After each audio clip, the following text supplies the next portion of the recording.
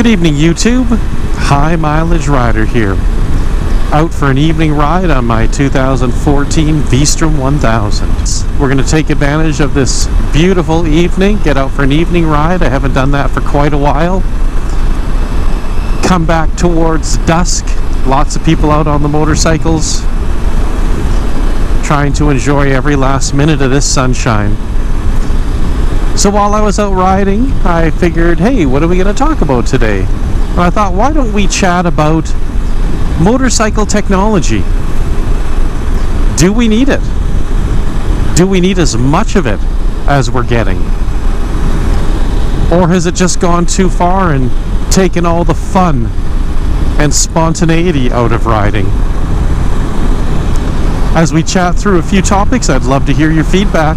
Tell me what you think, what your experiences are, and what you hope that motorcycle manufacturers do in the future for whichever brand or type of motorcycle that you might enjoy riding.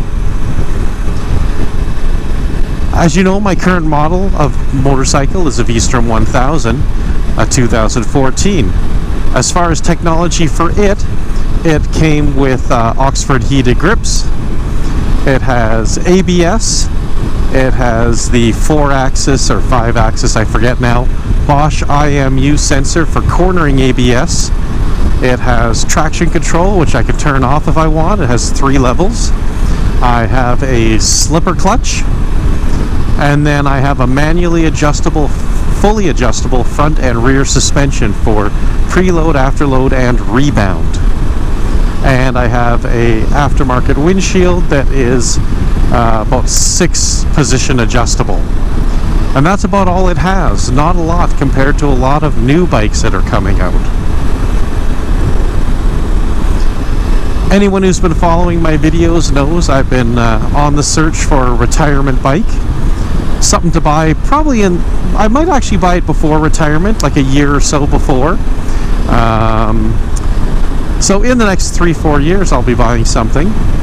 I've decided that if I get a full touring bike, I will probably either buy a Kawasaki Voyager new, because you can get them for about $19,500 if you buy them off season, or a Harley Davidson Road Glide Ultra. Those are about $36,500 new, and used you can get one for about $25,000 to $27,000. So we're not going to talk about prices or anything like that today. If I decide I don't want a full dresser and I want just a cruiser, if I get a cruiser, I'm again choosing a Kawasaki, the Kawasaki Vaquero, or the Harley Davidson, Heritage Classic. There's a couple out on a Triumph Rocket 3. And the reason I picked the Kawasaki's for either a cruiser or a full dress tourer is because of that power plant. That 1700cc 103 cubic inch with that 6-speed transmission where 5th and 6th are overdrive, the K-Act ABS, electronic cruise control, and yeah, that's about all the technology it has. You can't beat it. I mean, it is bulletproof. On my previous 2014 Nomad, I put over 100,000 kilometers on it in 3 years, trouble-free kilometers, nothing but wearable items, and regular scheduled service. The services were cheap, between $200 and $400 a piece. The bike was cheap to buy. It was $13,000 brand new in 2014. So good value for the money and a solid bike. Having said that, I've owned a Kawasaki. I'm open to new experiences. I've owned all different bikes, sport touring bikes, cruisers, naked bikes, and now adventure touring bikes. I'm not someone who's pigeonholed into one type of bike or one genre of bike. And that's why I would really like to, if I can make it work, buy a Harley Davidson for my retirement bike. Haven't owned one. Know lots of people who own them. They really love their bikes. As far as fit and finish, when you look at the touring bikes, they're absolutely beautiful. I had always thought I would get a Road Glide or Street Glide if I got a cruiser type touring bike versus a full dresser. However, the ride on them is just not that comfortable. I mean, it's okay, but I mean, the touring bikes only come with 2.1 inches of rear suspension travel, according to Harley-Davidson. And you feel that when you hit bumpy roads. It feels like your spine is compressing. Compared with the Heritage Classic, which has 4.5 inches of rear suspension with that monoshock. And there's a big difference. It's double the suspension travel on a cheaper, if you like, lower quality, if you like, bike in the Harley lineup. I'm not sure why they do that. I don't know why they just don't switch the touring bikes to a monoshock, give you double the suspension travel and a much better ride, because the rest of the bike is absolutely amazing. So let's chat about technology. So for me, originally, when I was looking for a retirement bike, I said, you know, I'd really like to have a power windshield. You know, I can keep it low when I'm driving in town and get more wind on me so I can stay cooler.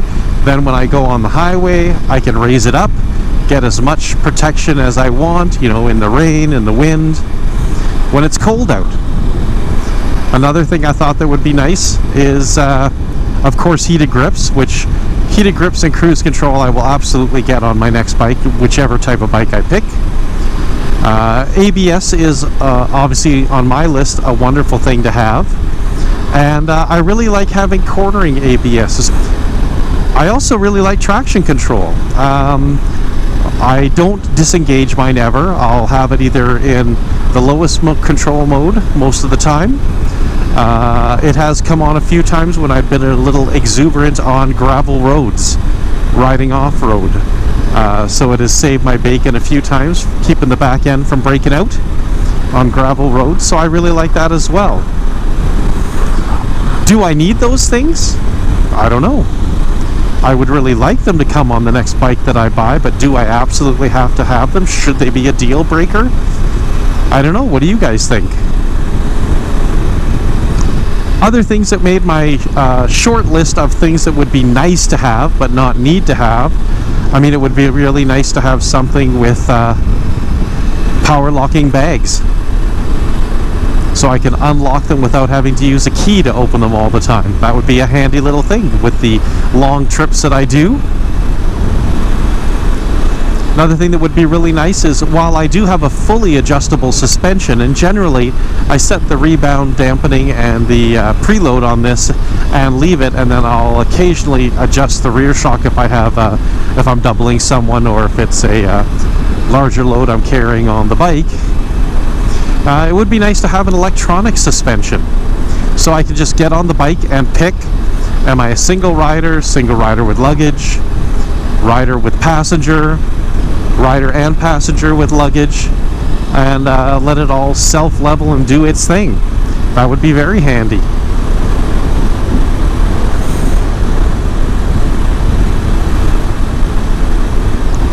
Other types of technology that I thought would be really nice to have on my retirement bike are hydraulic valve lifters, adjusters, however you pronounce it.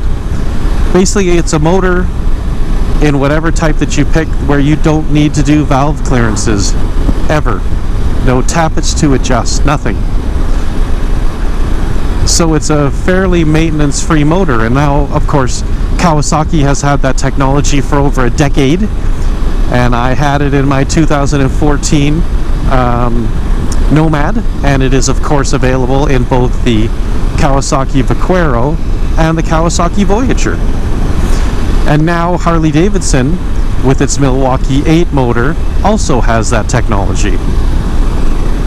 So that will definitely cut down on the maintenance as I do, given how much I ride. I mean, as a reminder, currently I ride 30 to 35,000 kilometers a year.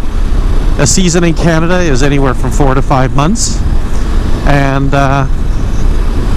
when I retire, I hope to ride more. I hope to ride, 40 to 50,000 kilometers a season. So every 2 years, every 2 years I'm going to put 100,000 K on my bike, or a good chance I'm going to put 100,000 kilometers on my bike.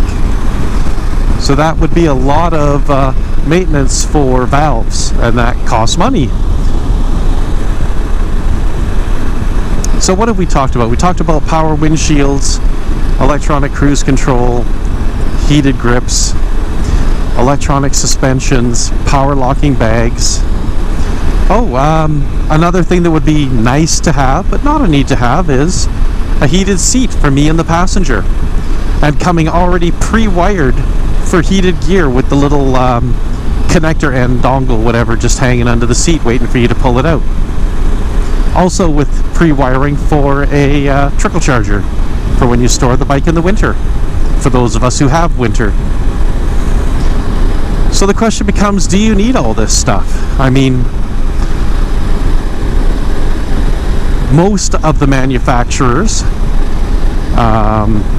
Indian, Honda, so the Indian Chieftains and Roadmasters, the Honda Goldwing and Goldwing Tour, the Yamaha Star Venture Transcontinental and the Yamaha Eluder. These bikes that all compete in the same class with the Harley Davidsons and the Kawasaki's, they all offer everything on their bikes. They have power windshields, driving modes, traction control, ABS, cornering ABS, electronic suspension, power locking bags, heated grips, and heated seats. They have all of these plugins for everything you could imagine on your bike. They also come with GPS, nav systems, entertainment systems. Not something that's high on my list because I prefer to have a separate GPS. I find they work better. I haven't found a built-in motorcycle GPS that works worth a darn as far as I'm concerned. So I would go with a Garmin or a TomTom, but they offer all these things on their motorcycles, and do we really need them? Should I be comparing them with other bikes and discounting other bikes because they don't offer them, or they don't offer them for the same amount of money? Now, I don't want to pick on any manufacturers because I love all bikes, and I've owned all manufacturers pretty much. I've owned Victory, Yamaha, Suzuki, Honda, Kawasaki. I've never owned any of the Italian brands such as Aprilia, MV Agusta, or Ducati. Never owned a Moto Guzzi, never had a Triumph, and I've never had a Harley.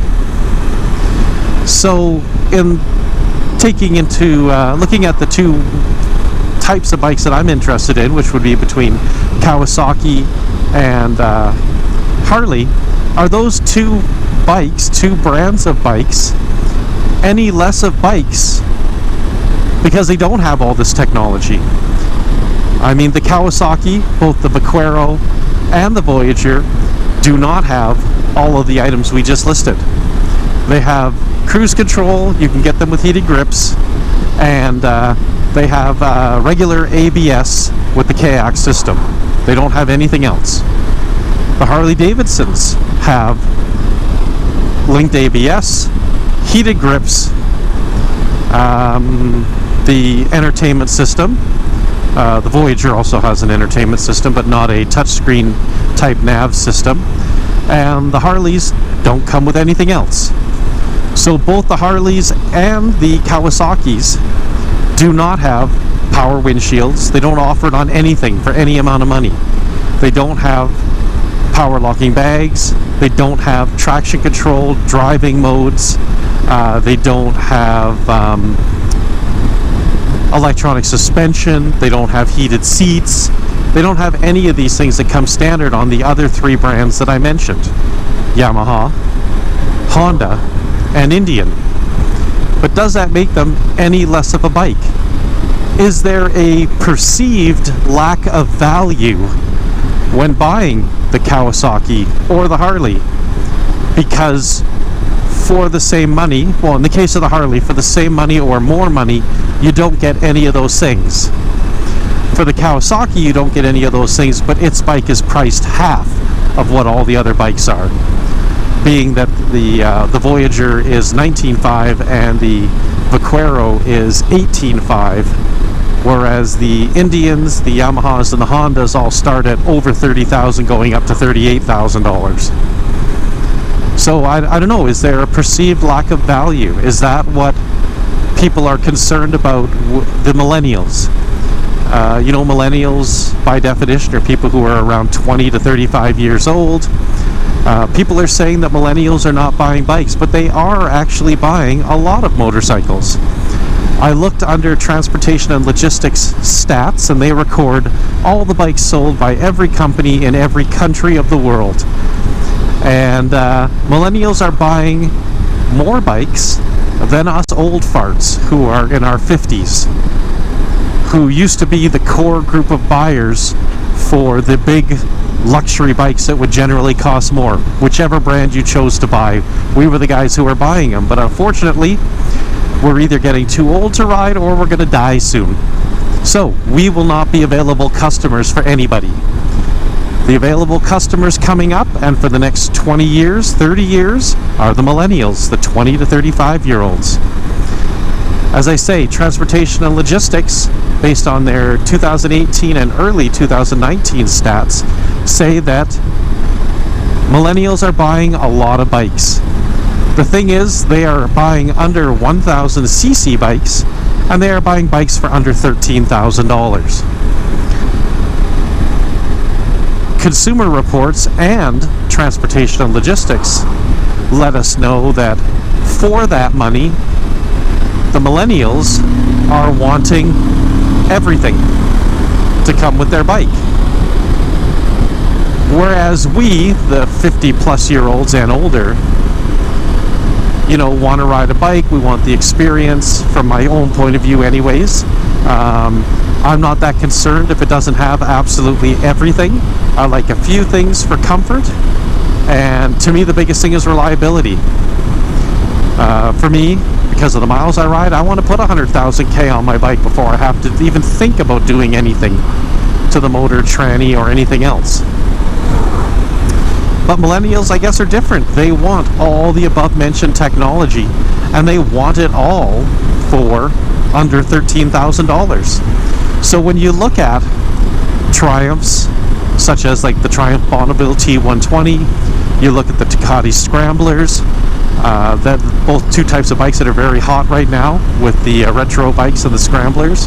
When you look at the Honda retro CB, I think it's called a CB 1100, and the Kawasaki 800 or 900, I forget the initials that go before it. The Moto Guzzi's, the Honda, all the manufacturers, the Suzuki's, everybody is offering bikes under 1,000 cc's with every technology you can imagine. Traction control, driving modes, heated seats, heated grips, electronic suspensions, fully adjustable, every little doodad you can imagine for under $13,000. So is a bike manufacturer that doesn't offer those things offering a perceived lack of value? I don't know. Harley doesn't have anything in their lineup that is under $13,000 out the door, other than the Street 500, the Street 750, and the Roadster. Those are the only bikes they have. Even the cheapest Sportster, Iron 883, is over $13,000 in Canada anyways, out the door if you want it with ABS and security. So are they at a disadvantage? Are they perceived to have a lack of value because they don't offer anything right now for millennials? And the two new bikes they've come out with, the FXDR 114, which is $30,000, and the Livewire, which is $40,000, are nowhere near $13,000. Is Indian at a disadvantage?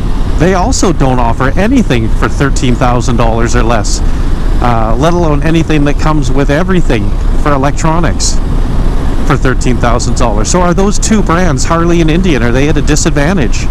Are the European manufacturers and the Japanese manufacturers going to gobble up all of the business from millennials?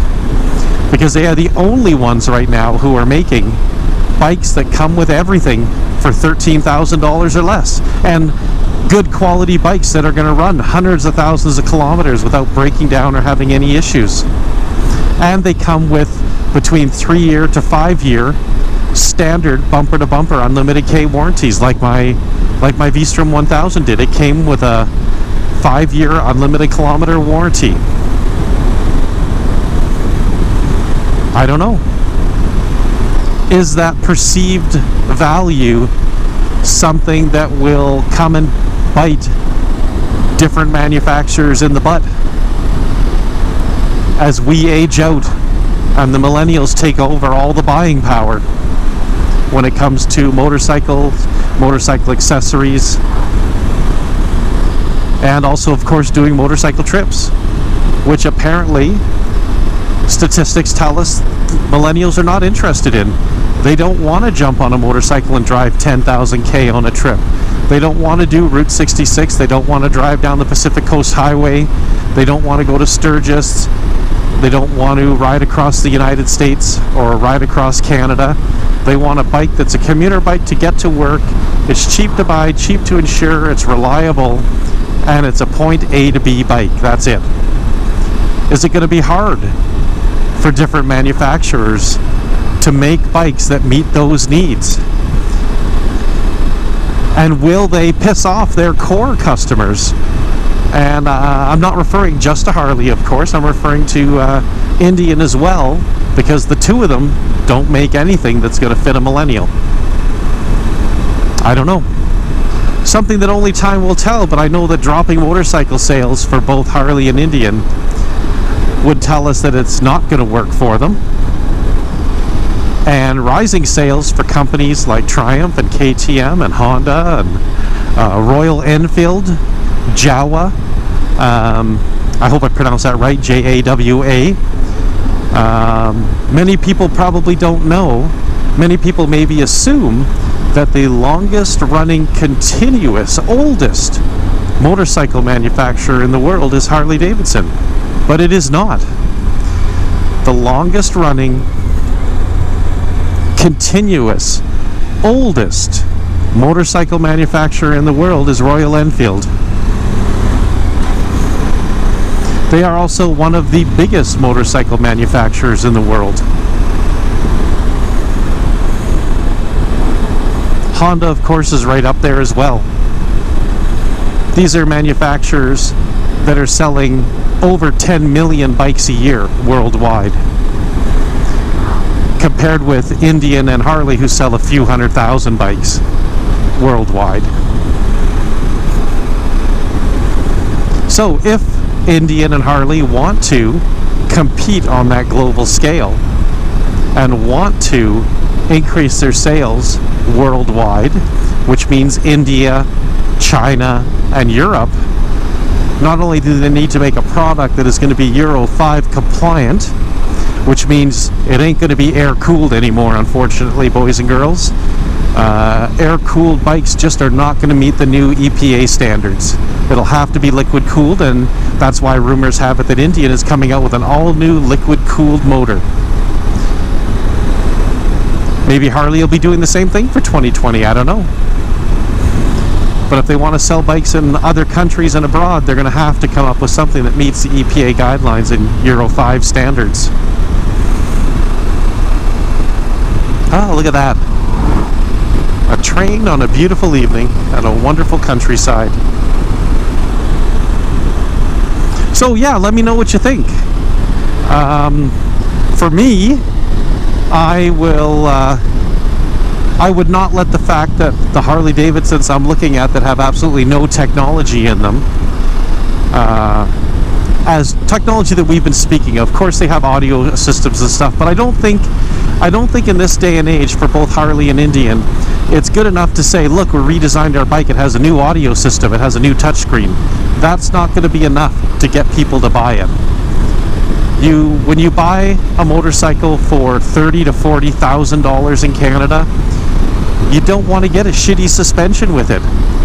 You don't want to have to immediately, after giving someone 30 to 40 grand for a new motorcycle, have to go to the parts counter and spend another $5,000 to make it sound the way you want, to put stage kits on it to make it have the power you want, to have to change the saddle because the one it comes with isn't comfortable. Have to change pretty much everything on the bike, change the suspension, meaning the shocks, on a brand new bike so that you can have a decent amount of suspension travel. You shouldn't have to do that on any bike manufacturer. If you're spending $30,000 to $40,000 on a motorcycle, it should come almost perfect for you, for whatever your needs are, because everybody's needs are different. And obviously no one manufacturer will meet everybody's needs, and that's why there's different manufacturers for us to pick from. If one person doesn't make the bike that you're going to fall in love with, and every time you walk away from it, you're going to turn back and look back at it, someone else will. And it's up to you to find, through research and test rides, what that perfect bike is going to be for you.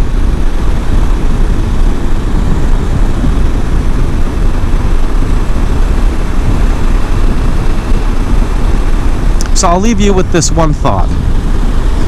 Try not to be pigeonholed into one style of bike. Try not to be pigeonholed into one size of bike or bike manufacturer. Enjoy life, enjoy riding, enjoy everything that is out there that you can take advantage of. Even if that's just riding your buddy's bike, just to see what it's like, to see if you like it. Maybe it'll just reconfirm that you don't like it and you like what you have, and that's awesome.